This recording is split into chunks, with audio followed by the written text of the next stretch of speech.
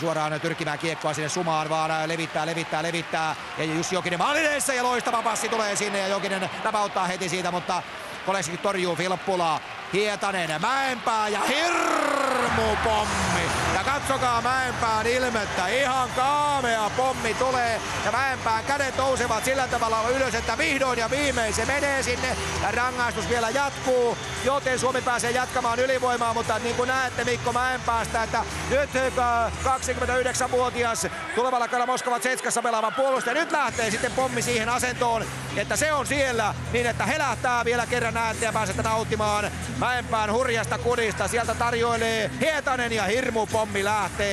Vielä kerran Mikko Mäenpää ja katsokaa tuo tuimatulinen laukaus, mikä sieltä lähtee. Filppula ja Hietanen maaliin syöttäjiksi. Se on Filppulalle toinen syöttöpinne ja tämä ilme kertoo kaiken. Katse ylöspäin, vihdoin ja viimein onnistuu myöskin viivalta kunnon kuti.